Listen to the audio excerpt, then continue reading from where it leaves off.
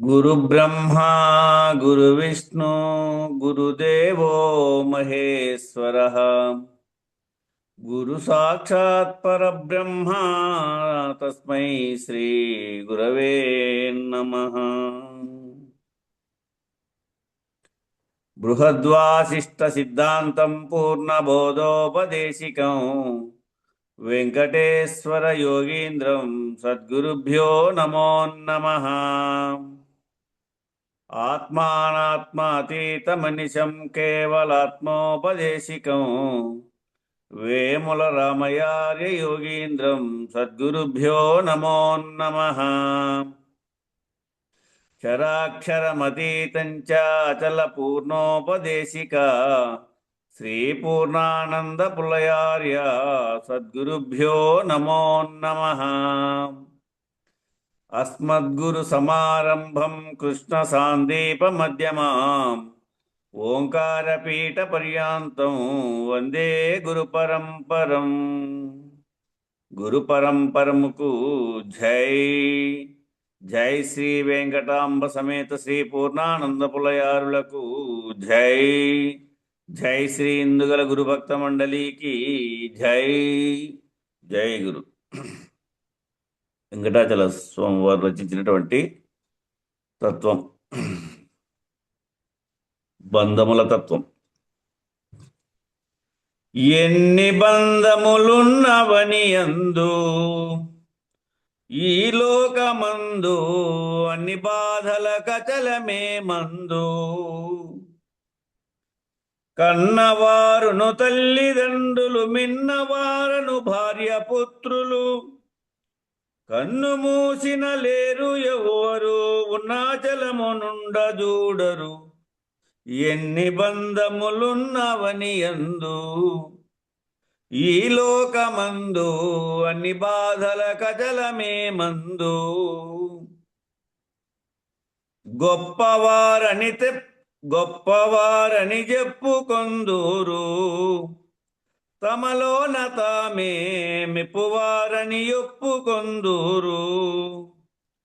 గొప్పవారని ధనిక వర్గము మెప్పువారని శాస్త్రలోకము గొప్ప మెప్పుల భ్రాంతి బాసిన తప్పకున్నది తరచి చూడరు.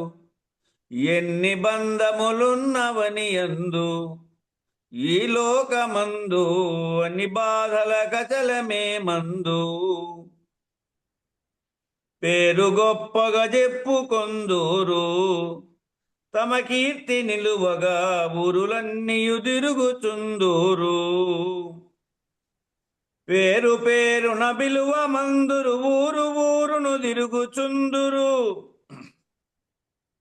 పేరు రూపం బెరుక బాసిన చేరువగునా భూమ నెరుగరు. ఎన్ని బంధములున్నవని యందు ఈ లోకమందు అన్ని బాధల కచలమే మందు. కళ్ళు మూసిన ధ్యానమందురు అది యోగమంచు ఒళ్ళు మరచుట ముక్తి అందురు. కళ్ళు మూసియు చూడమందురు ఒళ్ళు మరచియు తిరుగుచుందురు. కళ్ళు మూసియు చూడమందురు ఒళ్ళు మరచియు తిరుగమందురు. కళ్ళ నిజముల కలను బాసి మళ్ళీ బుట్టని మార్గమెరుగరు. ఎన్ని బంధములున్నవని యందు ఈ లోకమందు అన్ని బాధల కచలమే మందు. సాధకులకే సాధ్యమందురు సంసారమన్నది సర్వభ్రాంతుల పుట్టయందురు. సాధనంబులు చేయమందురు సాధ్యపడదని దూరుచుందురు. గాథలెన్నో పెంచుకొందురు బదలేని బోధ నెరుగరు. ఎన్ని బంధములున్నవని యందు ఈ లోకమందు అన్ని బాధల కచలమే మందు. నిన్ను నీలో చూడమందురు ఈ దేహమందే నీవు వేరని చెప్పుచుందురు. నిన్ను నీలో చూడమందురు నీవు వేరని చెప్పుచుందురు. తిరుగుచుందురు. ఎన్నటికి నా రెండు ఒకటై ఉన్నదెరుగరు ఉనికి తెలియరు. ఎన్ని బంధములున్నవని యందు ఈ లోకమందు అన్ని బాధల కచలమే మందు. మనిషి నిజమగు సత్యమందూరు, ఈ మాయలోనే మాయ చేసిన మహిమలందూరు. మనిషి నిజమగు సత్యమందురు, మాయలన్నీయు మహిమలందురు. మధ్య వచ్చి పోవుచుందురు, మరణమెరుగని నిజము తెలియరు. ఎన్ని బంధములున్నవని యందు ఈ లోకమందు అన్ని బాధల కచలమే మందు. వేద శాస్త్రములెన్నో వ్రాసేరు, ఆ పైన వాటి వెర్రిలోనే మునిగియుందురు. వెంకటాచలమయ్య గొల్చిన వేదరహితుని పుల్లయార్యుని వంకముగ పూజించి ఆ పరిపూర్ణ బోధ మర్మ మెరుగరు. ఎన్ని బంధములున్నవని యందు ఈ లోకమందు అన్ని బాధల కచలమే మందు.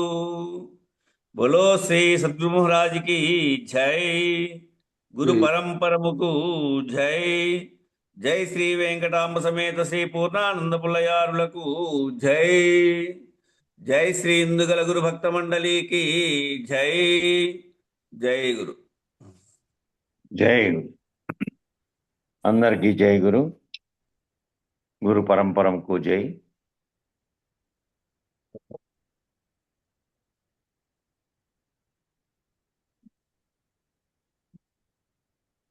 నిర్భయానంద బోధామృతంలో శాస్త్రానందము ఆత్మానందం అనేటువంటి అధ్యాయంలో నిన్న మహావాక్యాల విచారణ ద్వారా వ్యష్టిగా ఉన్నటువంటి ఆత్మానుభవం నుంచి సమిష్టి బ్రహ్మానుభవంలోకి నువ్వు వెళ్ళగలిగేది, దాన్ని సాధన చేయడానికి నీకు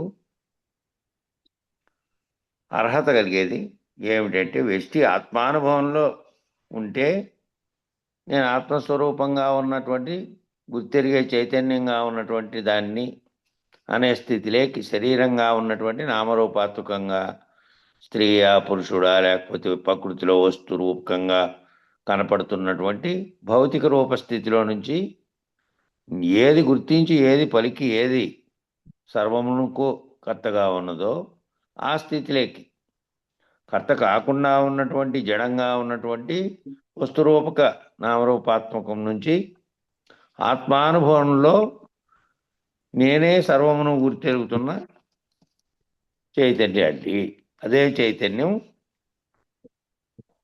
మహావాక్య విచారణ ద్వారా పోతే వ్యష్టి ఆత్మానుభవం అనే దాంట్లో నుంచి ఏ ప్రజ్ఞానం అయితే తెలుసుకుంటుందో అదే బ్రహ్మము కాబట్టి బ్రహ్మానుభవం అనే స్థితిలోకి సాధకుడుగా ఉండి బ్రహ్మానుభవం అనే స్థితిలోకి పరిణామం చెందేవు. అక్కడి వరకు వచ్చే వరకు ఆత్మానుభవం అంతా లేనప్పుడు మహావాక్యాల్లో విషయంగా పొందుతున్నావు. ఆ వస్తునిచ్చే అనుభవం నీకు లేదు కాబట్టి ఆ వస్తునిచ్చే అనుభవం వచ్చే కోసమే ఈ సాధన అంతా చేస్తున్నావు. ఈ సాధన అంతా దాన్ని అని చెప్పాడు. 4 సంధ్యల్లోనూ జీవుడు చేసినప్పటి నుంచి వ్యవహారం చేసే మిగతా అన్ని సమయాల్లో నువ్వు పొందాలి అని అంటే ఈ మిగతా 2 దాటిల్లో నిద్ర అప్పుడు ఏమీ లేదు, విరమించబడినటువంటి స్థితిలో సమాధి స్థితిలోనూ ఏమీ లేదు. సూక్ష్మ స్థితిలో ఉన్నప్పుడేమో కలగంటోంది, స్థూల స్థితిలో నుంచి జాగ్రత్తలో వ్యవహారం చేస్తుంది. కాబట్టి స్థూలంలో వ్యవహారం చేస్తున్నప్పటికీ సూక్ష్మ స్థితిలో ఉన్నటువంటి స్థూలం నుంచి సూక్ష్మ స్థితిలో ఉన్నటువంటి చైతన్యం నేను అనే స్థాయికి నువ్వు ఎదగాలి. ఆ ఎదిగేప్పుడు ఏం చేయాలి? గుణరహితమైనటువంటి గుణాలతో కూడి ప్రవర్తిస్తేనేమో మళ్ళీ వ్యవహార నేను లేకొచ్చినట్టు. ఆత్మనేనుగా ఏదైతే ఉందో దాంట్లో ఉంటే ఇక్కడ దానికి గుణాలు లేవు అక్కడ. కాబట్టి ఇప్పుడు ఏమైనా సరే ఆత్మానుభవం పొందాలి, నేను ఆత్మననే భావంతో ఉండి శరీరాన్ని పనిముట్టుగా ఉపయోగించుకోవాలి. ఎక్కడ? సంసారంలో, సమాజంలో కూడా. సంసారం అనే కుటుంబంలో కూడా, లేదంటే జగత్తు సమాజంలో కూడా ఏది పనిచేస్తోంది అంటే శరీర ధర్మంగా ఉన్నది పోయి పనిచేస్తోంది. ఆ శరీర ధర్మంగా ఉన్నది ఇక్కడ శరీరంలో, కుటుంబంలోని పాత్ర పోషిస్తోంది, సమాజంలోని పాత్రను పోషిస్తోంది. కాబట్టి ఆ ధర్మం దానికి ఆత్మకేమీ లేదు. అది ప్రకాశం కలగజేస్తోంది. దాని ప్రకాశం చేతనే అంతరంగ చతుష్టయము, మిగతా శరీర భావము రెండు పనిచేస్తున్నాయి. భౌతికంగా నామరూపాత్మకమైనటువంటి అవయవాలతో కూడినటువంటి దేహంగా ఉన్నది. దాంట్లో ఆ దేహంలో ఉన్నటువంటి 24 తత్వాల్లో అంతరంగ చతుష్టయంగా ఉన్నదే ప్రేరణ కలిగించి దీంతో పనిచేస్తూ ఉంది. వాటన్నిటికీ ప్రకాశం కలుగజేస్తున్న స్థితిలో ఉన్నటువంటి ఆత్మ అనేటువంటి శాశ్వత స్థితిలో అది ఉంది. కాబట్టి శరీర ధర్మము నిర్వహిస్తున్నా తప్ప ఆత్మలో ఇది లేదు కదా. ఆత్మానుభవం కావాలంటే సంసారాన్ని, సమాజాన్ని, బంధుమిత్రుల్ని, శత్రువులని అందరినీ కూడా ఆత్మ లక్ష్యంలో వినియోగించినప్పుడు, శరీర లక్ష్యంలో కాకుండా. శరీర లక్ష్యంలో వినియోగిస్తే బంధుమిత్రులు ఉన్నారు, బంధము ఉంది, శత్రువులు ఉన్నారు, మిత్రులు ఉన్నారు, వీటన్నిటినీ చూస్తున్నావు శరీర ధర్మంగా చూసినప్పుడు.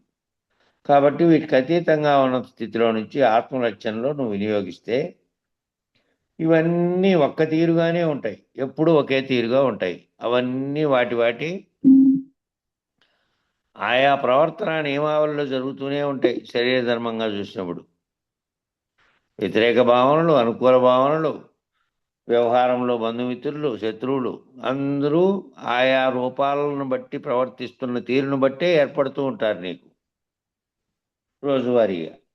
కాబట్టి ఎప్పుడైతే నువ్వు ఇవన్నీ శరీర ధర్మంగా నిర్వర్తిస్తున్నప్పటికీ నిజనేనుగా ఉన్నటువంటి భావనలో నువ్వు ఉంటే ఈ అంతా ఒక్కటేననేటువంటి భావనలో స్థిరపడతా పోతావు. ముందు స్థూలంలో నుంచి సూక్ష్మంలోకి, సూక్ష్మంలో నుంచి కారణంగా ఉన్నటువంటి స్థితిలోకి ఏదైతే ఉన్నదో ఆ స్థితిలో భావన చెందుతావు. ఈ వ్యవహారం నిజంగా సమాజంలో జరిగే వ్యవహారం ఎప్పుడూ ఒకే తీరుగా జరుగుతూనే ఉంటుంది. అనేక పరిణామాలకు గురవుతూ ఉంటుంది, అన్నీ జరుగుతూనే ఉంటాయి. కాబట్టి నువ్వు ఒక్క తీరుగా వాటిన్నిటి పట్ల ఒకే తీరుగా, ఒకే రకంగా ప్రవర్తిస్తూ ఉన్నటువంటి స్థితిలోకి నువ్వు ఎదగాలి. మనం ఏ లక్ష్యంలో చేస్తే ఆ అనుభవాలు వస్తాయి. మనం ఏ లక్ష్యంలో పెట్టుకొని దాంతో బయట ప్రవర్తిస్తున్నామో ఆ లక్షణాలు, ఆ అనుభవాలు వస్తాయి. ఆత్మ లక్ష్యంలో చేసావనుకో, ఆత్మస్వరూపంగా నేను నిలకడ చెందితే మళ్ళీ మహావాక్య స్వరూపంగా ఉన్నటువంటి నేను బ్రహ్మం అనేటువంటి బ్రహ్మానుభవ స్థితి, బ్రహ్మానంద స్థితికి పోతాను.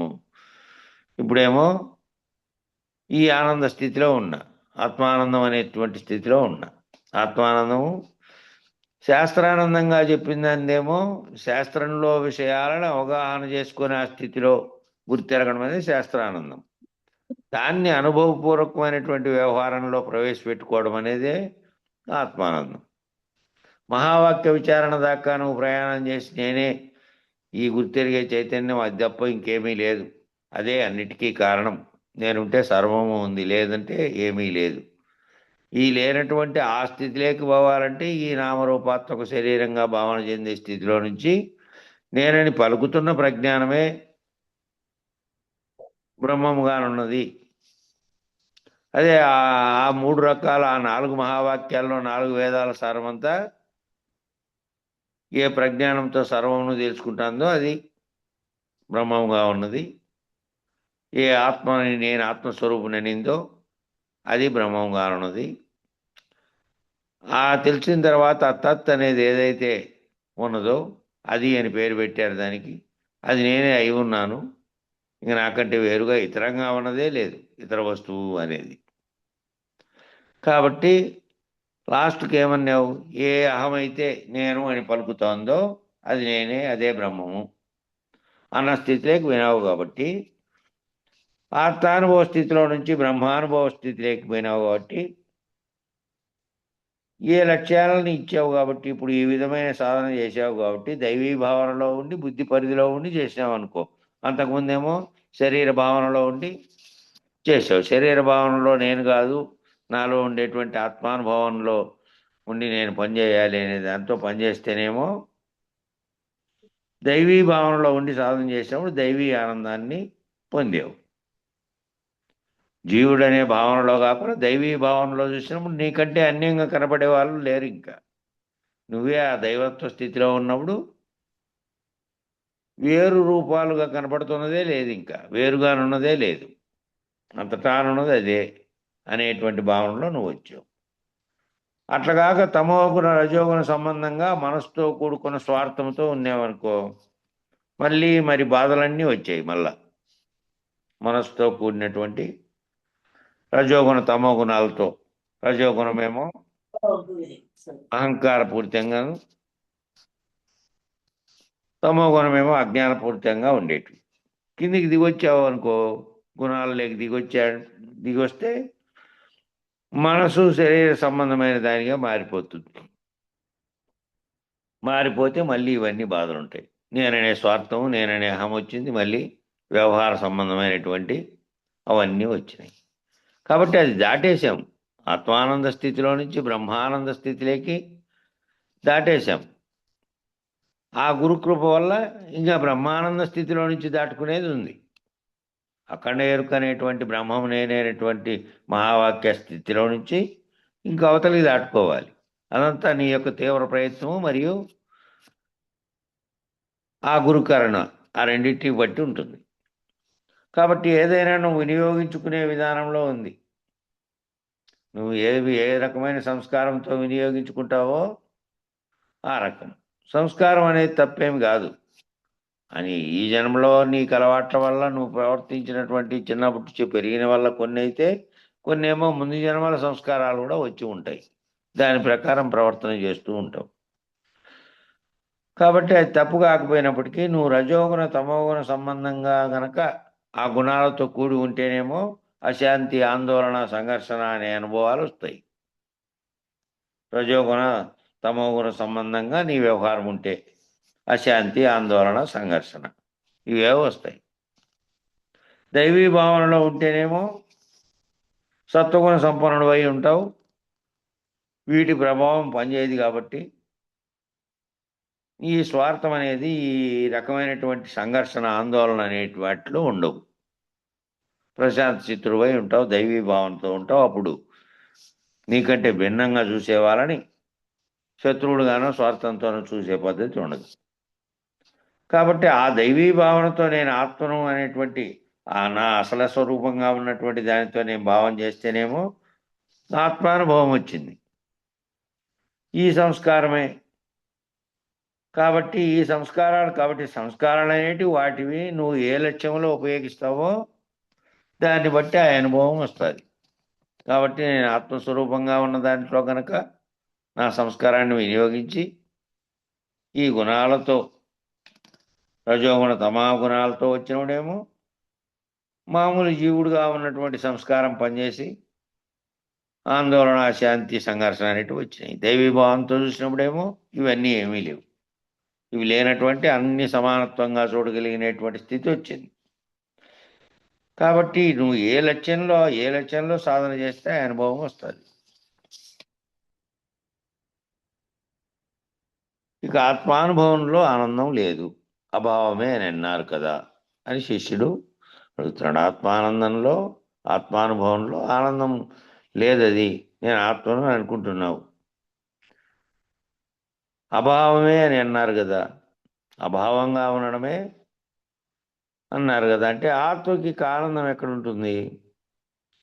గురువుగారు చెప్తున్నారు, నువ్వు ఆత్మ అనే దానికి ఆనందం ఆత్మానందము అని అన్నారు అంటే నేను అనేది శరీరంతో భావనతో కాకుండా నేను ఆత్మస్వరూపంగా ఉన్న చైతన్యాన్ని అని తిరిగిన తర్వాత, అన్యంగా ఒక వస్తువుగా కనపడేది అనేదే లేని తర్వాత, స్థూలం నుంచి సూక్ష్మంలో భావన చెందిన తర్వాత ఇంకా అనేకత్వంగా ఉన్నది కానీ ఇంకోటి కానీ లేదు.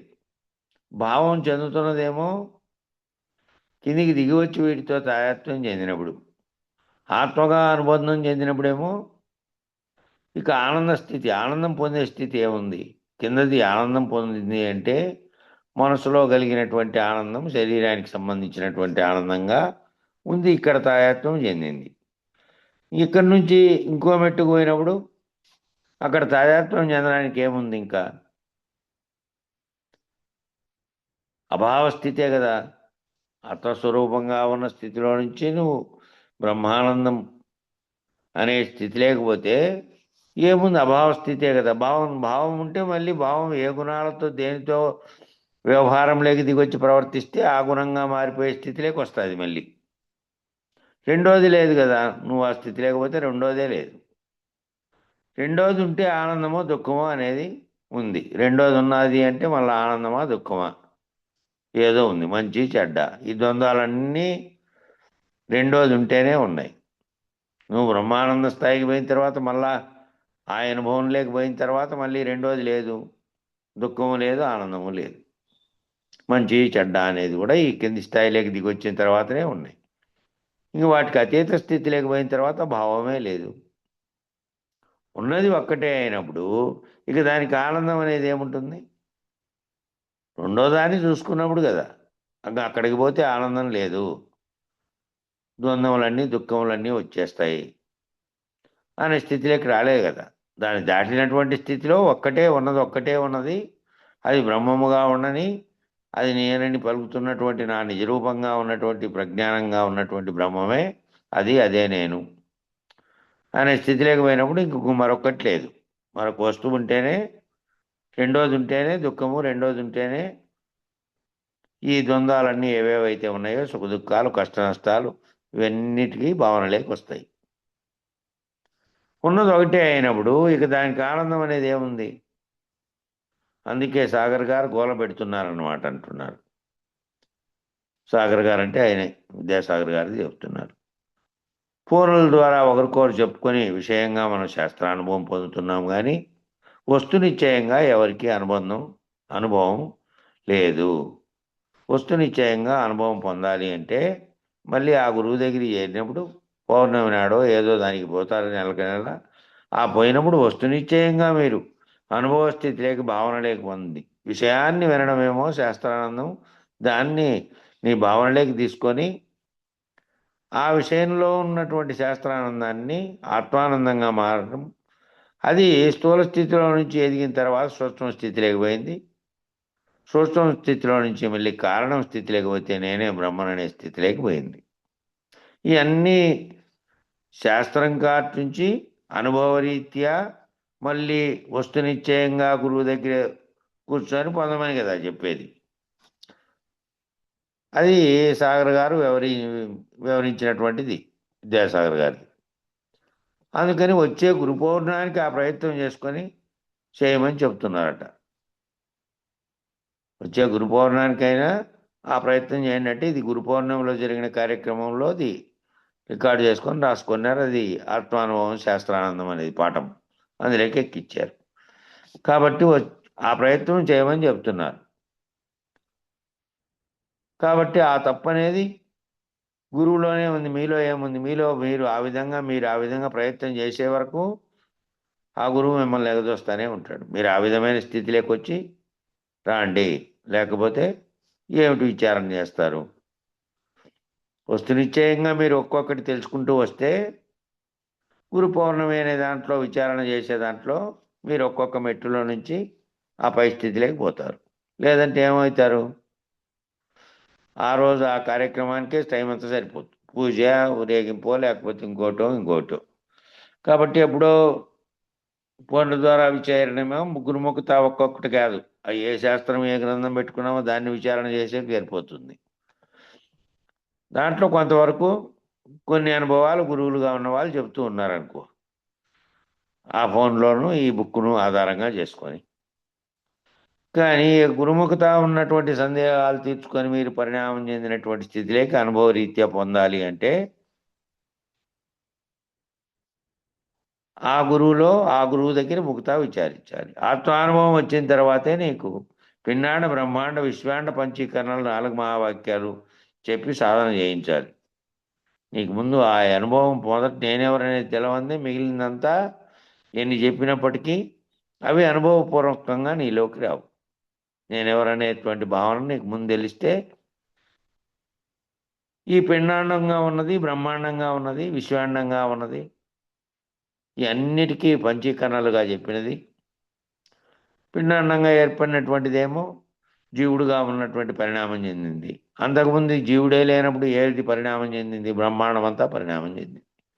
బ్రహ్మాండం కూడా పరిణామం చెందకముందు విశ్వాండంగా ఏదైతే ఉన్నదో అందులో నుంచి, అవ్యక్తంలో నుంచి వ్యక్తమై గుణాలతో కూడి తన్మాత్రలుగా ఉన్నదేమో పంచభూతాత్మకంగా వస్తు పరిణామంగా చెందింది.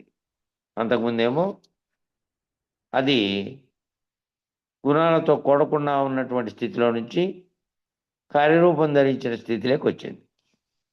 కాబట్టి అవి అర్థం కావాలి, ఆ స్థితిలోకి పోవాలంటే ముందు నీకు ఆత్మానుభవం వచ్చిన తర్వాత, నీవెవరో తెలిసిన తర్వాత, పిండాండ బ్రహ్మాండ విశ్వాండ పంచీకరణలు 4 మహావాక్యాలు ఇవన్నీ తెలిసిన తర్వాత అవి తెలిసే వరకు సాధన చేయించాలి మీతో. సాధన చేయించి మీకు ఆత్మానుభవమే లేనప్పుడు ఇంకా సాధన ఎక్కడ చేస్తారు? ఆత్మానుభవం ఉంటే కదా ఆ అనుభవంలో స్థిరమై అక్కడి నుంచి నేను బ్రహ్మానుభవం పొందుతున్నటువంటి ఏ బ్రహ్మాండానికి అంతా కర్తగా భావిస్తున్నటువంటి బ్రహ్మమున్నదో అది చైతన్య స్థితిలోనే సర్వవ్యాప్త బ్రహ్మాండ చైతన్యంగా ఉన్నది, ఇది వెష్టిగా ఉన్నటువంటి ఆత్మ చైతన్యంగా ఉన్నది. ఈ రెండు ఒక్కటే అనేది తెలిసింది. విషయంగా తెలిసింది. విషయం అనుభవం పొందుతున్నారే కానీ వస్తునిచ్చే జ్ఞానంగా సాధన చేసిన వాళ్ళు లేరు కదా. అందుకని అదే గోల పెట్టేది, మళ్ళీ అదే ప్రశ్నలు వేసేది. అవి ఎప్పుడైతే అది సాధనలు వస్తునిచ్చే జ్ఞానంగా సాధనలు జరిగితే ఇంక మళ్ళా గోల పెట్టదు అది. లేదంటే ఆ కాసేపు విషయంగా అనుభవం వస్తుందే తప్ప, విషయాన్ని గురించినటువంటి జ్ఞానం వస్తుందే తప్ప, అనుభవపూర్వకమైనటువంటి స్థితిలో ఉన్న జ్ఞానంగా నిశ్చయ జ్ఞానంగా మారడంలే. నిశ్చయ జ్ఞానంగా మారితే మళ్ళీ దాని పట్ల ఆందోళన చెందదు, అది అనుభవంలోకి వస్తుంది. రోజువారీగా వ్యవహారంలోకి దిగిపోయినప్పటికీ అప్పుడు కూడా ఇది గుర్తుపెట్టుకోండి, వ్యవహారం చేస్తున్నదంతా వ్యవహార నేనుగా ఉన్నటువంటి శరీర ధర్మము, నాలో ఉన్నటువంటి ఆత్మానుభవ ప్రకాశం చేత ఆత్మ ప్రకాశం చేత సర్వము నడుస్తున్నటువంటి గుర్తెరిగే చైతన్యం ఉన్నది, అదే బ్రహ్మముగా ఉన్నది, అదే నిజనేనుగా ఉన్నది. ఇట్లా వ్యవహారంలో దాంట్లోకి మళ్ళీ అంతటి అన్వయించుకుంటూ ఆలోచనల్లో క్రమక్రమంగా వస్తునిచ్చే జ్ఞానంగా తెలియబడినటువంటి స్థితిలోకి రావాలి, సహజమైనటువంటి స్థితిలోకి రావాలి. కాబట్టి ఈ ప్రశ్నలు, ఈ ఆందోళనలన్నీ అదే వేస్తోంది. విషయ జ్ఞానంగా ఉన్నదే నిశ్చయ జ్ఞానంగా మార్పు చెందకపోతే మళ్ళీ అవి ప్రశ్నలు తలెత్తుతూ ఉంటాయి. ఇప్పుడు ఈ విధంగా ఆత్మలక్ష్యంగా సాధన చేస్తే నువ్వు ఆత్మానందము, ఆత్మానుభవము, శాస్త్రానుభవంలో నుంచి బ్రహ్మానుభవ స్థాయిలోకి, బ్రహ్మానంద స్థాయిలోకి పోతాము. గుర్తెరిగినటువంటి స్థితిలో పోతామంటే పోయి ఎక్కడో నిలబడేది కాదు, నిలకడ చెందినటువంటి స్థితిలో భావంలో నిరంతరము అదే ఉంటుంది అని. కాబట్టి ఇంక ఆ రోజైనటువంటి ముముక్షత్వం వచ్చింది. సాధనలో ఉన్నప్పుడు నీకేం జరుగుతుంది, దానివల్ల మీకేం ఇబ్బంది అవుతుంది అంటే, ఆ సాధనలో ఉన్నప్పుడు నీకేం జరుగుతుంది,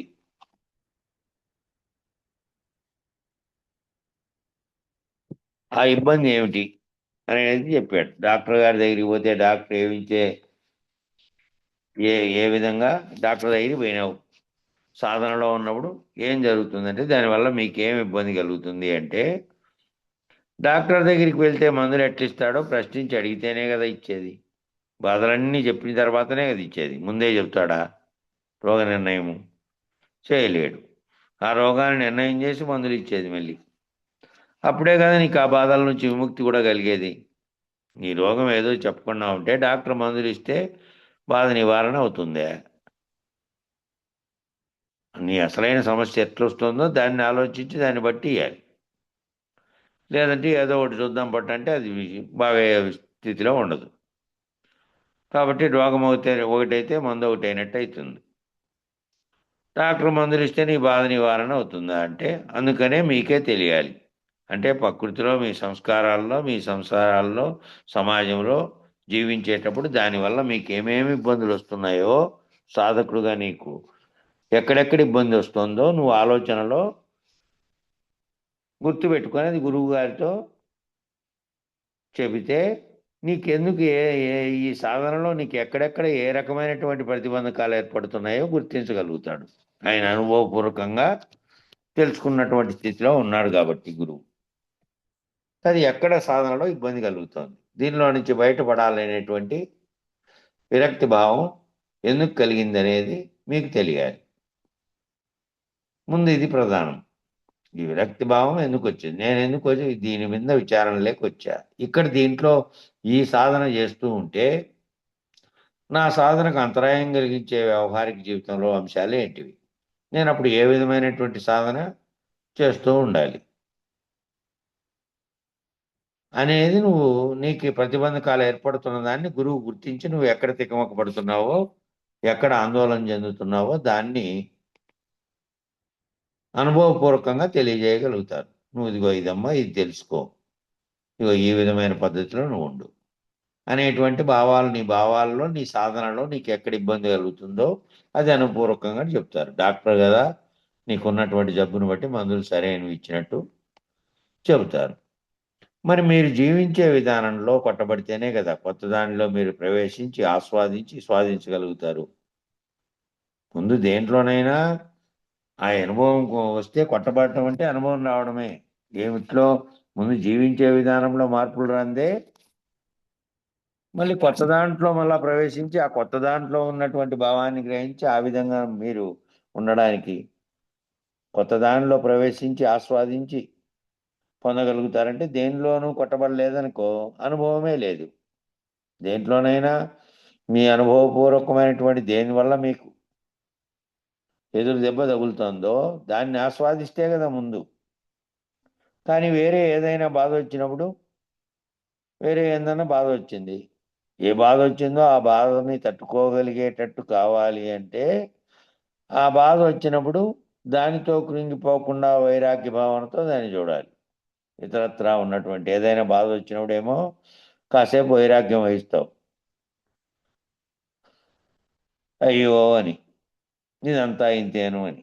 మళ్ళీ విషయాలు లేకొచ్చేయాలకు ఆ కాసేపు వైరాగ్యం ఇదంతా ఇంతేను, అందరికీ సహజమే, ఈ వచ్చేటువంటి ద్వంద్వాలన్నీ ఎప్పుడూ ఉండేటివే, చివరికి మనిషే పోయేవాడే. ఇవన్నీ ఏమో చూసినప్పుడు ఆయా సందర్భంలో కష్టాలు వచ్చినప్పుడు మాత్రమే అన్వయించుకుంటావు. మళ్ళీ ఆ బాధలు పోయినప్పుడు బాధలు పోయి మళ్ళీ మామూలుగా ఉండే స్థితి, ఆనందకరమైన స్థితి ఉందనుకో, మళ్ళీ వ్యవహార జీవితంలోకి అప్పుడు ఆనందాన్ని పొందే స్థితిలోకి, అటు ఆనందమైన దుఃఖమైన దాంట్లోకి దిగొచ్చింది అంటే శరీర భావనలోకి వచ్చింది. వైరాగ్య భావనలో ఉందంటే దానికి అతీతంగా ఉన్నటువంటి ఆత్మానుభవ ఆలోచనలు ఆలోచన చేస్తోంది అని అర్థం. కాబట్టి దేని బాధ అయినా వచ్చినప్పుడు కొట్టబడి కాసేపు వైరాగ్యం వహిస్తాడు. మళ్ళీ విషయాలు వచ్చేసరికి మామూలుగా మాట్లాడతాడు. మళ్ళా విషయాల్లోకి వచ్చేసరికి మామూలుగా మాట్లాడతాడు. దానివల్ల ప్రయోజనం ఏముంటుంది? విషయాల్లోకి వచ్చినప్పటికీ విషయానుగుణంగా నువ్వు ప్రవర్తించాలి కాబట్టి ఆయా విషయాల్లో సమాజంలో, ఇంట్లో అయినా సమాజంలో అయినా వచ్చింది వ్యవహారం. వచ్చినప్పుడు దానికి అనుగుణంగా మాట్లాడేటప్పుడే ముందు గుర్తులో పెట్టుకోవాలి. నువ్వు విషయాలకు సంబంధించిన తాదాత్మ్యం చెందితేనేమో దానికి సంబంధించిన కోపతాపాలతో సహా దానికి సంబంధించిన గుణపరమైనటువంటి గుణాలతో కూడినటువంటి అంశాలు వస్తాయి. కాబట్టి నువ్వు జాగ్రత్తగా వ్యవహరించాల్సింది అప్పుడే. ఆయా విషయాలు వచ్చేసరికి మామూలుగా మాట్లాడకూడదు. మామూలు స్థితిలో మళ్ళా మాట్లాడితే ఏం అనుభవం పొందావు, శరీరానుభవంలోనే ఉన్నావు, దానికి అతీతమైనటువంటి స్థితిలో లేవు అనేది అయిపోతుంది. మామూలుగా అవతల వ్యక్తి కోపతాపాలతో తీవ్రంగా వచ్చాడు ఒక విషయం, ఆ విషయాన్ని నువ్వు నెమ్మదించి నీలో కలిగినటువంటి మార్పుతో ఏ వైరాగ్య భావంతో ఇంతకుముందు మాట్లాడావో ఆ భావనతో మాట్లాడావు అనుకో, ఇంకా మళ్ళీ ఆ గుణాలతో ప్రేరేపించబడి కోపతాపాలతో జవాబు చెప్పే స్థితి రాదు. నువ్వు కొంచెం వేరుగా మాట్లాడతావు అప్పుడు. ఆ ఎదురుగా ఏ విషయం వచ్చింటే ఆ విషయం మీద ఎవరితో మాట్లాడుతున్నావో వాళ్ళ స్థాయిలోకి దిగొచ్చి మాట్లాడు. వేరు స్థితిలో నుంచి మాట్లాడతావు. లేదంటే మామూలుగానే మాట్లాడతావు. ఇంకా మామూలు విషయంలోకి దిగొచ్చినట్టు వానిలాగే అవతల మాట్లాడే వానిలాగా మాట్లాడతావు. దానివల్ల ఏం ప్రయోజనం ఉంటుంది? దానివల్ల ఏం ప్రయోజనం ఉంది? దానిలో కొట్టబడి దీంట్లో నుంచి విమోచన పొందాలి. ఏ దాంట్లో నువ్వు సంఘర్షణ పడినావో, ఏ దాంతో కోపతాపాలతో ఇద్దరు పెనుగులాడినటువంటి సంఘర్షణ భావాలు మాట్లాడినారో దాంట్లో నుంచి బయటపడినటువంటి విధానంలో నీలో మార్పు రావాలి. ఆ విషయాన్ని విషయంగా తర్కించి దానికి జవాబు చెప్పగలిగే స్థితి మాత్రమే సమ్మతమైనటువంటి సాత్వికమైనటువంటి జవాబే. అది కూడా వానిలాగా ఘర్షణ చేయాల్సిన పని లేదు. తెలుసుకునే స్థితి వస్తుంది రాను రాను వానికి కూడా. కాబట్టి కొట్టబడి దాంట్లో నుంచి కొట్టబడినప్పుడు ఏ విధమైన ఏదైనా ఏ అంశంలో అయినా తీవ్రమైన ఘర్షణ పడి కొట్టబడినప్పుడు మాత్రమే విషయాలు నీలో ఉన్న కోపము నీలో అంతకుముందు ఉన్నటువన్నీ పడే అవకాశం ఉంటుంది. కాబట్టి అప్పుడు అటువంటి సమయాల్లోనే నువ్వు విమోచన పొందాలి. శరీర భావనలో ఏ విషయంలో అయితే నువ్వు తాదాత్మ్యం చెంది సంఘర్షణ చెందుతున్నావో దాంట్లో నుంచి విమోచన పొందాలి. ఆ విమోచన పొంది ఆ ఆ స్థితిలో నేను వ్యవహారం చేయాలి. శరీరానుగతంగా వచ్చినటువంటి గుణాలతో కూడినటువంటి ప్రవర్తనతో లో నుంచి వైరాగ్య భావనలో ఏ విధమైనటువంటి ఆ విషయం పట్ల నీకు ఉందో జ్ఞానం, ఆ జ్ఞాన స్థితిలో నుంచి నువ్వు మాట్లాడాలి. శరీర స్థితిలో నుంచి వస్తున్నటువంటి గుణాలతో కూడినటువంటి దాంట్లో నుంచి విమోచన పొందాలి అనే తీవ్ర తపన ఉంటే మామూలుగానే ఏ వ్యవహారంలో ఎప్పుడు ఇచ్చినప్పుడే ఏ రకమైనటువంటి వచ్చినా ఆ రకమైన దాంట్లో తీవ్ర భావోద్వేగానికి గురై ప్రవర్తన చేయవు. మళ్ళీ మామూలు ప్రవర్తన చేయవు. వేరుగా భిన్నంగా కనపడతావు. చూసేవాళ్ళకు కూడా మార్పు చెందినటువంటిది ఖచ్చితంగా కనపడుతుంది. అందరు నీతో వ్యవహారం చేసేటువంటి విషయాలకు సంబంధించిన వ్యవహారం చేసే వాళ్ళకు కూడా కనపడుతుంది మార్పు అప్పుడే. ఎప్పుడు ఆ తీవ్ర తపన ఉంటే, మామూలుగా ఉంటేనేమో మీరు ఆత్మానుభవాన్ని పొందలేరు. ఇంకా మామూలుగా ఉంటేనంటే వ్యవహారంలో ఏ విధంగా వర్తిస్తున్నావో, విషయాలతో ఏ విధంగా వర్తిస్తున్నావో అవి బలపడిపోతాయి రాను రాను. ఆ బలపడే స్థితిలో నుంచి విమోచన పొందాలి. అవి బలపడనీయకుండా చేయాలి నీలో. కాబట్టి అంటే ఎప్పుడు ఈ వేదాంతం ఇప్పుడు విచారణ చేస్తున్నాం గ్రంథం. ఈ విచారణ చేస్తున్నంతసేపు ఈ భావనలో నువ్వు ఉన్నప్పటికీ కాసేపు పోయిన తర్వాత వ్యవహార జగత్తు లేకపోతావు కదా. ఇంట్లోనే సంసారం, సమాజం అనే సంసారం రెండిట్లెక్కి పోతావు కాసేపు పోయిన తర్వాత. పోయినప్పుడు ప్రవర్తించాల్సిన దాంట్లో కనుక చేసుకోకపోతే అది అనుభవంగా రాదు. దాంట్లో ఉన్నటువంటి లక్ష్యాలు పోగొట్టుకోవడమే కదా. దాన్ని కూడా వైరాగ్య భావంతో చేస్తున్న దాన్ని వైరాగ్య భావనతో చేయాలి అంటే దాంట్లో కూడా నీ నిజాన్ని గుర్తిరిగే ప్రవర్తించాలి. మళ్ళా మామూలు విషయంగా ప్రవర్తించకూడదు.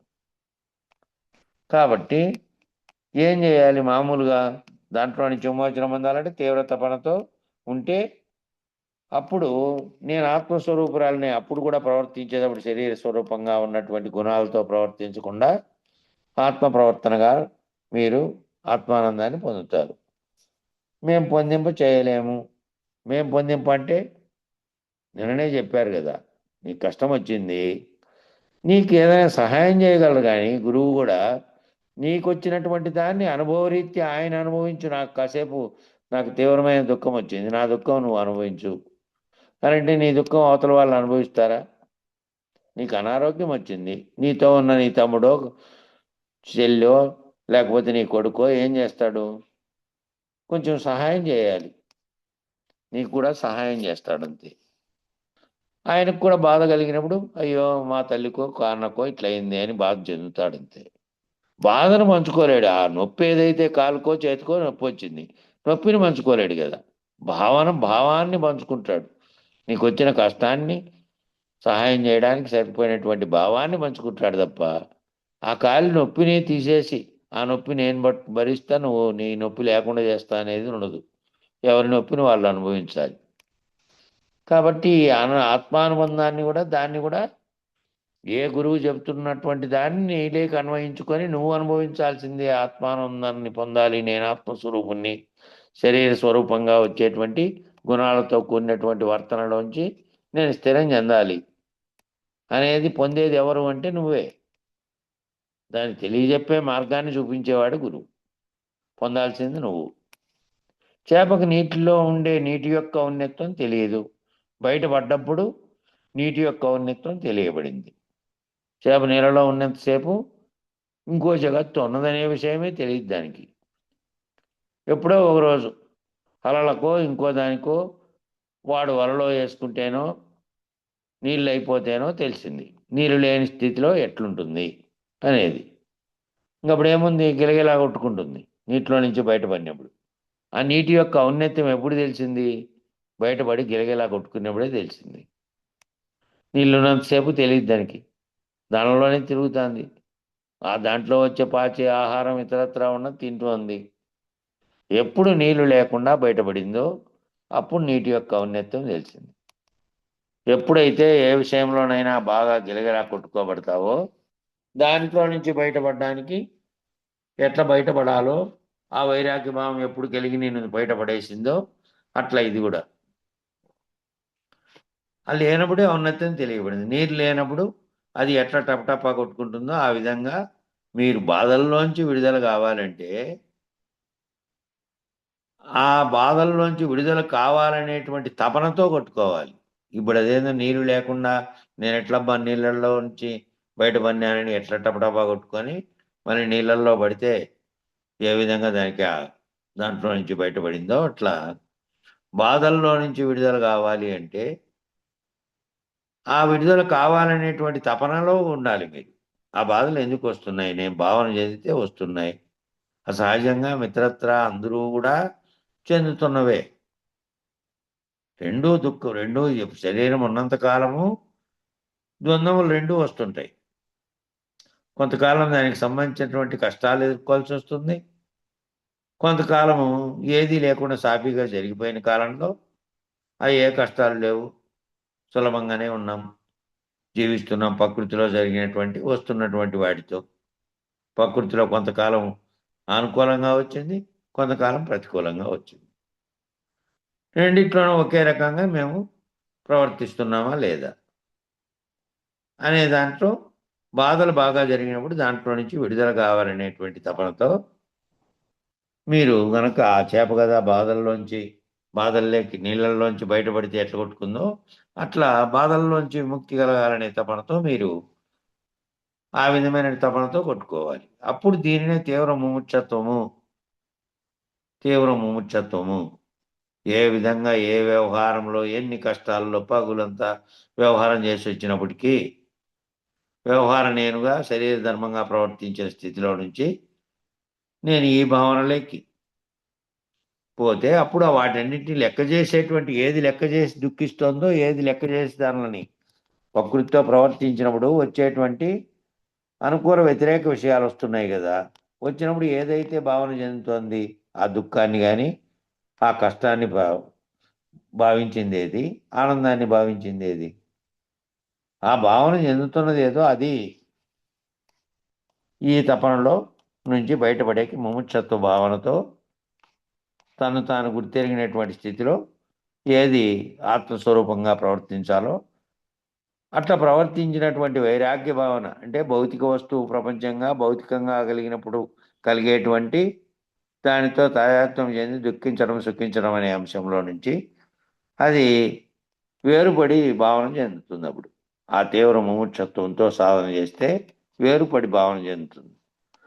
ఆ తీవ్ర ముముక్షత్వం ఉన్నప్పుడే నేను చెప్పింది మీరు చక్కగా అవగాహనతో ఆసక్తితో వింటారు.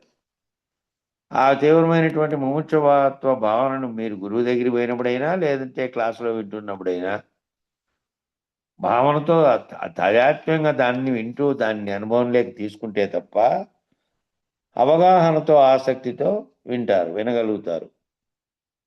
ఆ ముముక్షత్వ భావన అనేది ఉంటే విన్నది అర్థం కాకపోతే చక్కగా మళ్ళా ప్రశ్నించి తెలుసుకుంటారు.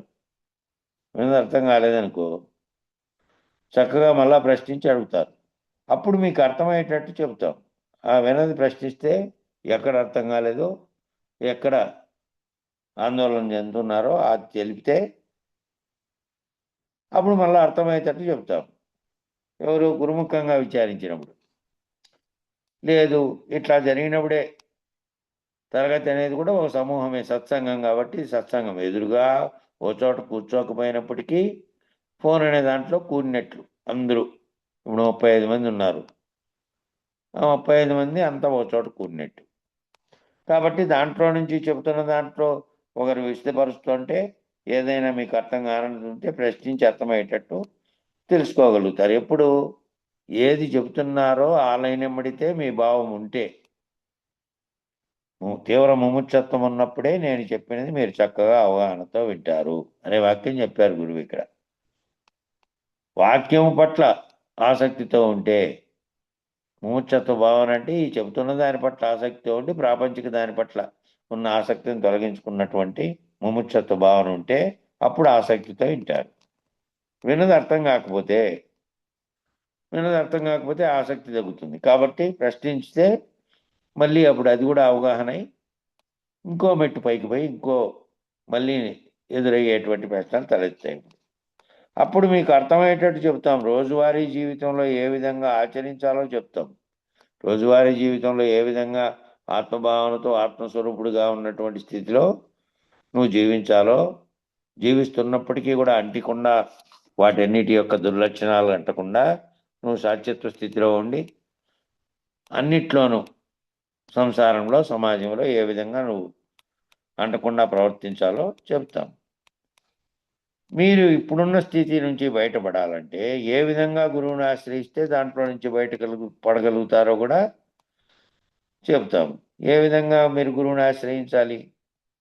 ఇప్పుడున్న స్థితిలో నుంచి బయటపడాలంటే గురువుని ఏ విధంగా ఆశ్రయించాలంటే సర్వస్వ శరణాగతి. ఇంకా వేరే లక్ష్యం ఉండకూడదా? వేరే ఈ లక్ష్యాలన్నీ రోజువారీ వస్తున్నవే. నువ్వు పుట్టినప్పటి నుంచి శరీర ధర్మంగా వస్తున్న లక్ష్యాలు కాదు. అవన్నీ ఎప్పుడు వస్తున్నాయి, ఎప్పుడు వ్యవహారం ఆ సమయాన్ని సందర్భంగా చేస్తున్నావు. లక్ష్యం ఒక్కటే ఉండాలి జీవితంలో. ఆ లక్ష్యంతోనే జీవించాలి.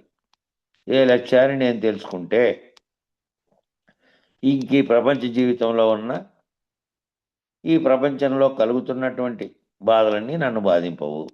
దానికి అతీతమైనటువంటి దివ్యత్వ భావన ఏదైతే ఉందో అది నేను భావన పొందుతాను. నేను ఆ స్థితిలో నుంచి నేనే లేనటువంటి స్థితిలోకి పోగలుగుతా. అది లక్ష్యం పెట్టుకొని వచ్చాను కదా ఇక్కడికి. ఆ లక్ష్యంతోనే నేను వ్యవహార జీవితంలో చేస్తున్నప్పుడేమో ఆ పాత్ర పోషిస్తున్నప్పటికీ నాలో ఉండే లక్ష్యం చెదరకూడదు. కాసేపు పోయినా తోటలోకి పోయి పని చేస్తుందో, ఇంటికాడ పని చేసేదో, ఎక్కడో బజార్లో పని చేసేదో పని చేస్తున్నావు. చేస్తున్నప్పటికీ ఆయా ధర్మాలను బట్టి నీ శరీర ధర్మంగా చేస్తున్నా తప్ప నా లక్ష్యం ఏమిటంటే, నా లక్ష్యం అంటే నాలో భావన చెందుతున్నటువంటి నా ఎరుకకు ఏమిటి అంటే ఏ ఏ ఏ దేనితో పనిచేస్తున్నానో ఆ స్వరూపంగా ఉన్నటువంటిదే అసలైంది. దాన్ని పోగొట్టుకుంటేనే వ్యవహారానికి సంబంధించినటువంటి కర్తృత్వం అనేది పోతుంది. నేను ఆ భావన చెందితేనే వ్యవహార కర్తృత్వం లేదు అనే స్థితిలో నేను పనిచేస్తాను. లేదంటే నేను కర్తగా ఉన్నానంటే వ్యవహార కర్తృత్వానికి సంబంధించినటువంటి కర్మలన్నీ దాని ఫలితాలు కూడా వస్తూనే ఉంటాయి. కాబట్టి గురువు దగ్గరికి ఆలస్యంతోనే చేరావు కాబట్టి వ్యవహారంలో ఉన్నప్పుడు కూడా ఆలస్యంతోనే జీవించాలి. అలా జీవించేటప్పుడు, ఆచరించేటప్పుడు అడ్డంకులన్నీ వస్తాయి.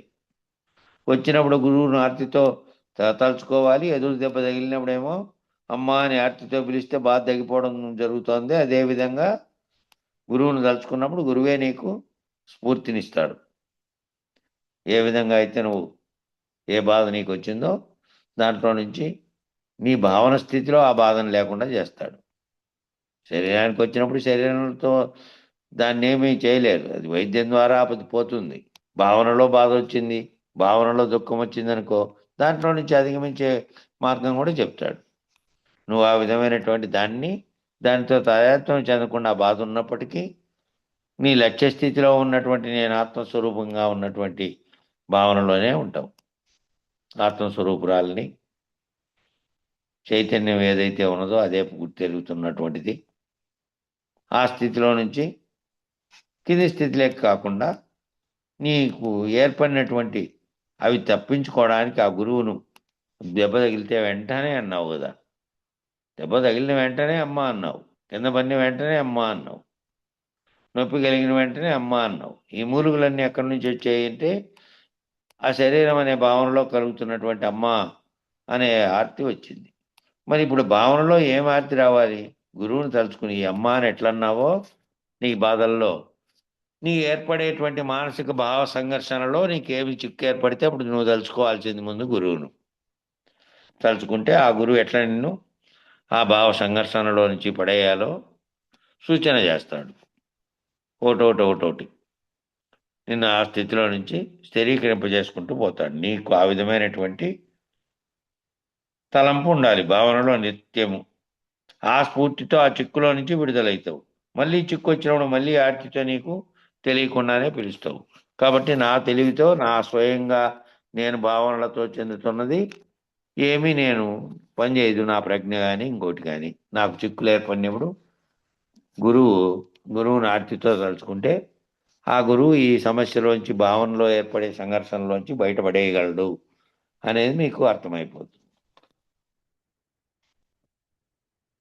దెబ్బ తగిలితే అమ్మ అని ఎందుకు గుర్తు రావడం, నాన్న ఎందుకు గుర్తుకు రాలేదు అనేది చెప్తున్నాడు. నీకు తల్లికి ఉన్నటువంటి సంబంధం చేత శరీర సంబంధంగా ఉంది కాబట్టి వెంటనే గుర్తుకొచ్చింది.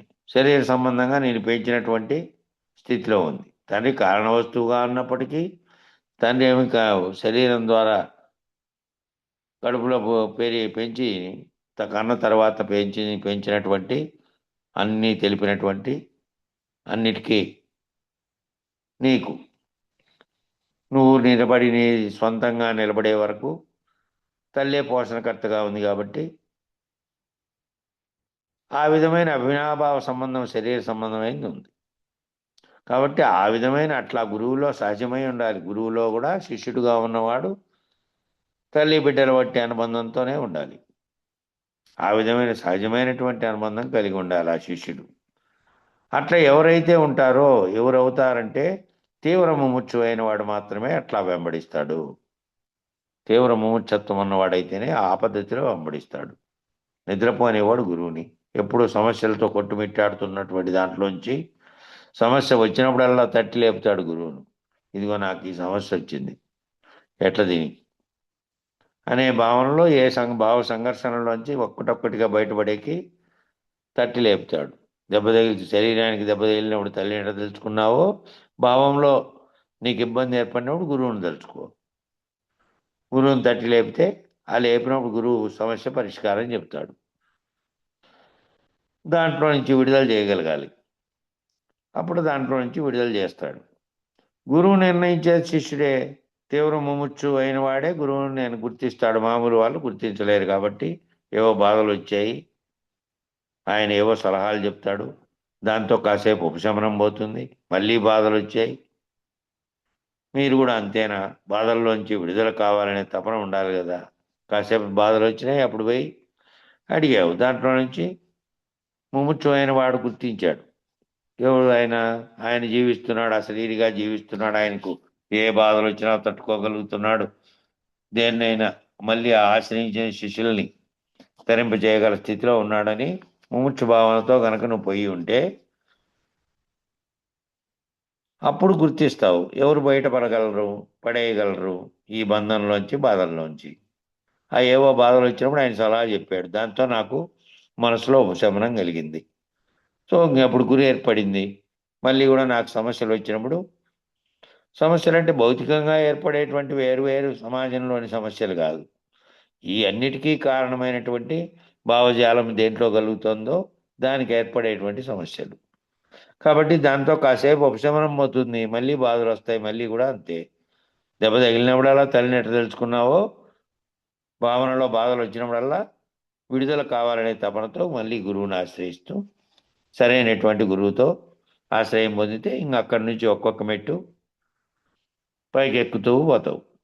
ఒక్కొక్క మెట్టులోంచి చివరి స్థానంలో ఏ స్థానం అయితే ఉందో ఆ స్థానంలో నుంచి మళ్ళీ నువ్వు గురువు వేరుగా లేనటువంటి ఏకత్వ స్థితి పొందే వరకు ఆ ప్రయాణం అట్లే సాగాలి.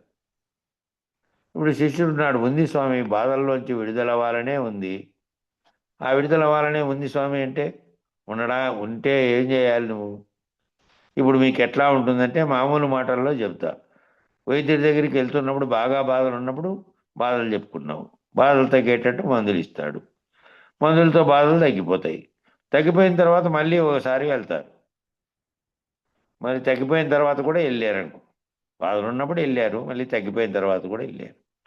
బాధలు తగ్గినాయి కానీ, బాధలు తగ్గినాయి ఇప్పుడు, ముందున్నటువంటి తీవ్రత అంతా పోయింది. పోయింది కానీ మళ్ళీ దాంట్లో నుంచి ఉపశమనం పొందే కొన్ని ఉంటాయి మందులు. ఆ రోగకారకమైనవి కొన్ని అయితే మళ్ళీ రాకుండా ఉండేకి, మళ్ళీ తిరగబెట్టకుండా కొన్ని రోజుల పాటు దాని లక్షణాలు అంతర్గతంగా ఉంటాయి, బయటికి కనపడవు అవి. పోయింది ఇంక రోగం నాకు అనుకుంటారు. బాగా అరుగుతుంది, బాగా ఆకలి అవుతుంది, ఇంకా చాన్నాళ్ళయా ఈ విధంగానని మళ్ళీ పోయి ఏవేవో తిన్నామనుకో, ఇంకా పూర్తి స్థాయి రాకనే మళ్ళా తిరగబెట్టినట్టు అవుతుంది. కాబట్టి మందులతో ఏ బాధలు అయితే తగ్గిపోయినాయో, ఆ తగ్గినట్టు మందులు ఇచ్చిన తర్వాత కూడా మళ్ళా పోతే బాధలు తగ్గినాయి కానీ మందు మార్చిస్తాడు. ఇక మందు మార్చి ఇంకా ఆ బాధలకు సంబంధించిన మందు అప్పుడు ఇచ్చాడు, మళ్ళీ తిరగబెట్టకుండా ఉండే మందు ఇప్పుడు ఇచ్చాడు. ఇంకా సుఖంగా మళ్ళీ రాకుండా ఉంటుంది. అప్పుడు ఇంక డాక్టర్ అవసరం లేదు, మళ్ళీ తిరగబెడుతునే అవసరము లేదు. మొదటేమో దానికి కారణాలు ఏమొచ్చినాయో, ఏ కారణం చేత వచ్చిందో దాన్ని పోగొట్టేకి ఇచ్చాడు మందు. పర్యవసానంగా మళ్ళీ ఇదే సమస్య మళ్ళీ రాకుండా ఉండడానికి ఏం మందులు ఉన్నాయో అవి ఇచ్చాడు మళ్ళీ, నీ రోగం బాగైన తర్వాత. దాని లక్షణాలు మళ్ళీ తిరగబెట్టకుండా ఉండాలంటే ఏం చేయాలో ఆ మందు ఇచ్చాడు మళ్ళా. ఇంక లేదు, ఇంక సుఖంగా ఉంది, ఇంకా బాధలు తగ్గినాయి కాబట్టి మళ్ళా వచ్చే అవకాశము లేదు కాబట్టి ఇచ్చాడు. ఇంకా సుఖంగా ఉంది, ఇక డాక్టర్ అవసరం లేకుండా ఉంది, బాగానే ఉన్నాం కదా అని వైద్యం మానివేస్తాను. వైద్యం మానివేస్తే రోగం ఎక్కడికి పోతుంది? రోగమేమో తాత్కాలికంగా పోయింది. కాబట్టి అట్లా శిష్యులు ఎట్లుండాలి? మొత్తంగా పోగొట్టుకునే స్థితిలోకి రావాలి. ఇప్పుడు రోగం పోయింది, తాత్కాలికంగా మందు ఇచ్చాడు, ఇంకా బాగుందిలే, పర్వాలేదు, ఇంకేం అవసరం లేదు డాక్టర్ దగ్గరికి పోయే పని. ఆ స్థితి ఉంటే తిరగబెట్టే ప్రమాదం ఉంది. తిరగబెట్టే ప్రమాదం లేకుండా ఉండాలంటే మళ్ళీ దానికి మూలమైనటువంటి కారణమైనటువంటి దాన్ని కూడా పోగొట్టుకోవాలి. కాబట్టి గురువు దగ్గరికి కూడా పోయినావు. ముందు ఈ జగత్తుకు సంబంధించి, వ్యవహారానికి సంబంధించి ఏం బాధలు నీలో కలుగుతున్నాయో అవి పోగొట్టుకో. అవి పోగొట్టుకుంటే నీ అసలు స్వరూపం ఉన్న స్థితిలోకి పోయినావు. అసలు స్వరూపం ఉన్న స్థితిలోకి రావడానికి కారణమైంది ఏదో అది బీజ వస్తువుగా ఉన్నది. అదే జ్ఞానంతో, అదే ఎరుకతో పనిచేసి కర్మలని చేసింది. దాని ఫలితంగా మళ్ళీ ఉపాధి ధరించింది. కాబట్టి ఏ బీజ వస్తువు మళ్ళీ నీకు ఉపాధి తొలగింపజేసేటట్టు చేస్తుందో దాన్ని పోగొట్టే కోసం గురువు దగ్గరికి పోయినావు. ఆ బీజ వస్తువు కూడా లేదు, మళ్ళీ నీకు ఉపాధి కలిగించడానికి కారణమైనటువంటి కర్మలను కలిగిస్తున్నటువంటి వస్తువును కూడా తీసేసాడనుకో గురువు. వైద్యుడేమో ఫస్ట్ రోగం పోయేటట్టు చేశాడు, మళ్ళీ రోగం పోయిందంటే ఇప్పుడు ఆనందంగానే ఉంది, ఇప్పుడు అన్ని తినొచ్చునా, ఇంకేమైనా పత్యం పాటించాలా అని మళ్ళీ పోయినావు. సరేనాయన, రోగం పోయింది కానీ రోగానికి మూల కారణ వస్తువు ఉంది, అది మళ్ళీ ఎప్పుడైనా తిరగబెడుతుందేమో, దానికి కూడా బంధిస్తాత పట్టు అని మళ్ళీ ఇచ్చాడు. మళ్ళా పాటించావు, మళ్ళా పోగొట్టుకున్నావు, మొత్తం మళ్ళా రాకుండా.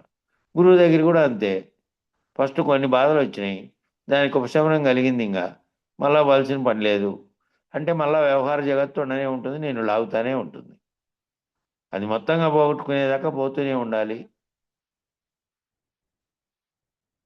నేననేటువంటి నాకు కలుగుతున్నటువంటి భావ పరంపరలో ఏ చిక్కులు కలుగుతున్నాయో అవి రహితమైపోయినటువంటి స్థితిలోకి పోవాలంటే, అభావ స్థితిలో నువ్వు నిలకడ చెందాలంటే, నువ్వు గురువు వేరుగానున్నటువంటి స్థితిలో నుంచి లేకుండా పోవాలంటే అట్లా పదే పదే అది సమూలంగా పోయే వరకు గురువు దగ్గరికి పోతూ ఉండాలి. నాకు తాత్కాలిక ఉపశమనం కలిగింది కాబట్టి ఇప్పుడేమి నాకు కష్టాలు లేవు, అప్పుడు కష్టాలు ఉండే, ఇప్పుడు బాగానే ఉన్నాము, ఇప్పుడు అప్పులన్నీ తీరిపోయినాయి, ఏమి లేదు, పంటలు బాగా పండుతున్నాయి అని భౌతికపరమైన ఆలోచనలతో కాదు, ఏ ఆలోచనలు కలిగించినందువల్ల, ఏ ఏ ఏ రకమైన భావనలతో ఈ జగత్తులోకి వచ్చినావో, ఈ తాత్కాలికమైనటువంటి నీకే కష్టాలు లేకుండా పోయినాయి అంటే కష్టాలు కాదు, ముందు భావన, ఆ భావం ఏదైతే ఉందో ఆ భావమే లేదు, భావరహిత స్థితిలోకి పోవాలి. శరీరపరంగా భౌతిక వస్తుపరంగా వస్తున్నటువంటి ఇప్పుడు అంతా ఆనందంగానే ఉంది, అంతా సుఖంగానే ఉంది అనేదంతా శరీర భావనతో వస్తున్నది. భావనలో కలుగుతున్నటువంటి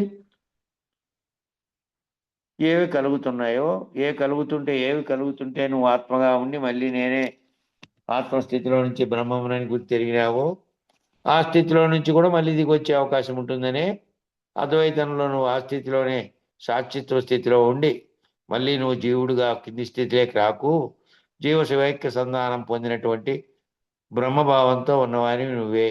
ఏ భావన అయితే నీలో ఉందో ప్రజ్ఞానం అదే బ్రహ్మంగా ఉంది, నువ్వే బ్రహ్మంగా ఉన్నావన్నా కూడా మళ్ళీ కారణ వస్తువుగా ఉన్నది మళ్ళీ సంకల్పించి మళ్ళీ వ్యవహార జగత్తులోకి వస్తుంది, మళ్ళీ అదే ఉపాధులు ధరిస్తుంది. దాంతో దాన్ని రహితపరచుకోమనేటువంటి ఇంకో దాన్ని పక్కకు తీసి చెప్పారు వేరుగా. శివరామ దీక్షితుల వారు కంటే ముందు నుంచి ఫస్ట్ నుంచి చెప్పినప్పటికీ ఇది అంతర్గతంగా ఉంది కాబట్టి వేరు సిద్ధాంతంగా రూపొందించారు. కాబట్టి నువ్వు ఇప్పుడు మాత్రమే నువ్వు బాధలు వచ్చినప్పుడు మాత్రమే కాదు, నిద్ర వచ్చే వరకు నీవు వచ్చే వరకు గురువాక్యంలోని భావాన్ని గుర్తెరుగుతూ ఉండాలి. శరీరంలో వ్యవహారం చెందుతూ ఉంటుంది కాబట్టి మళ్ళీ అంతరంగం అనేది ప్రవర్తన చేస్తుంది కాబట్టి ఆ భావన అంతవరకు అట్టే ఉంచుకో అన్నారు. అప్పుడు ఏ సంకల్పము లేకుండా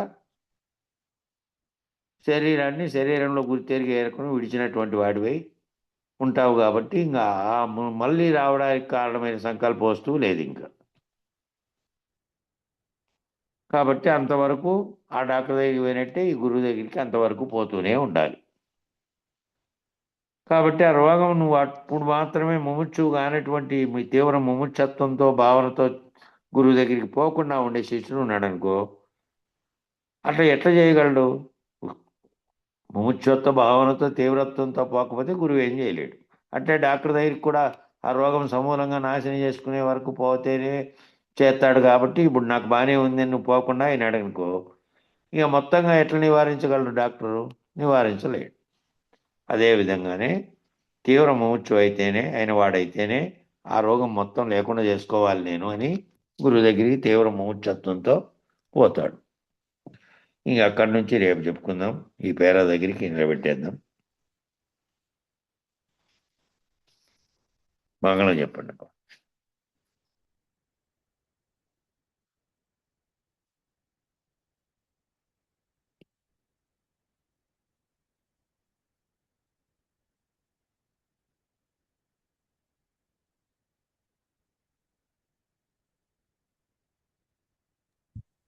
మంగళం చెప్పు. మూర్తి పెట్టుకొని చెప్తున్నాడు. ఇప్పుడే ఎంటర్ అయ్యాడు, మధ్యలో కట్ అయింది అది. వెంకటదాసు ఉండాలి కదా ఆడ. ఉన్నాడు, ఉండేకేమో మీటు తీసేసుకోలే. వెంకటదాసు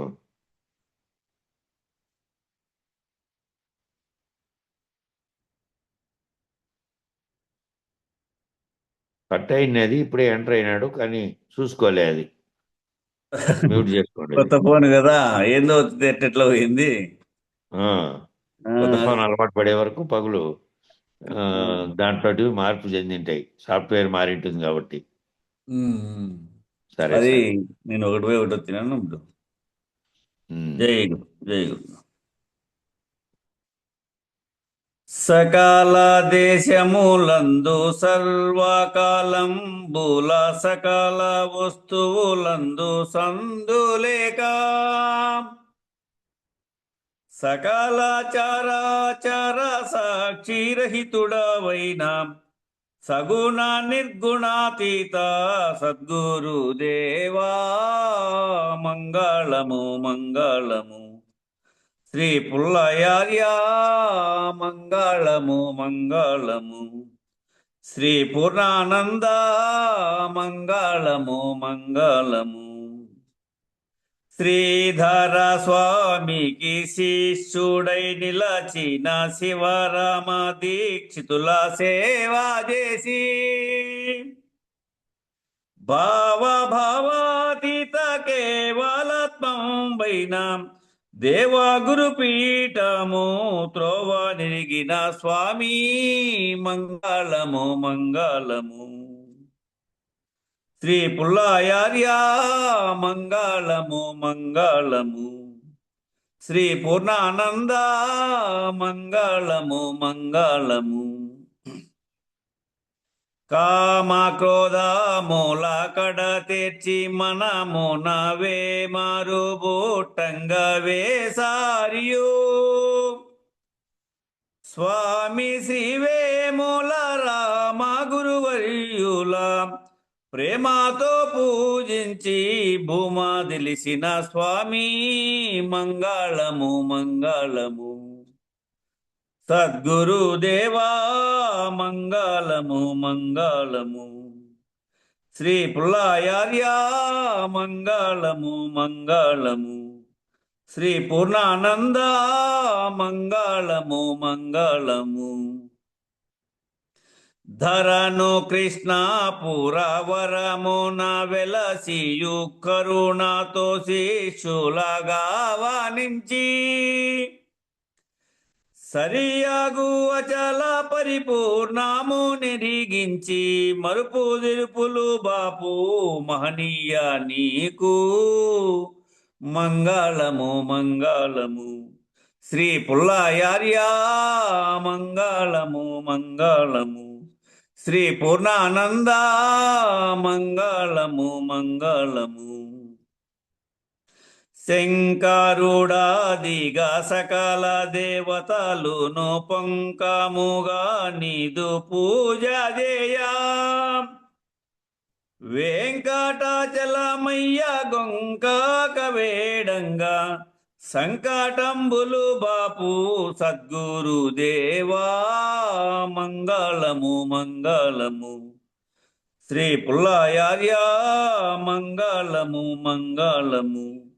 శ్రీ పూర్ణానంద మంగళము మంగళము. అష్టతనువులాది ఆత్మ పరమాత్మల వేష్టి సమిష్టిల దృష్టి మాపే స్వష్టమౌ పరిపూర్ణ దృష్టి మా కొసగియు అష్టమదముల బాపు అచలార్య నీకు మంగళము మంగళము. శ్రీ పుల్లాయార్య మంగళము మంగళము. శ్రీ పూర్ణానంద మంగళము మంగళము. శ్రీ గురుదేవా మంగళము మంగళము. శ్రీ పరబ్రహ్మ మంగళము మంగళము. జై శ్రీ వెంకటాంబ సమేత శ్రీ పూర్ణానంద పులయారులకు జై. జై శ్రీ ఇందుగల గురు భక్త మండలికి జై. జై గురు.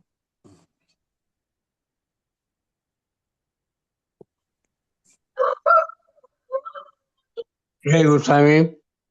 జై గురు. జై గురు. జై గురుదేవ్ స్వామి. జై గురు స్వామి. జై గురు స్వామి.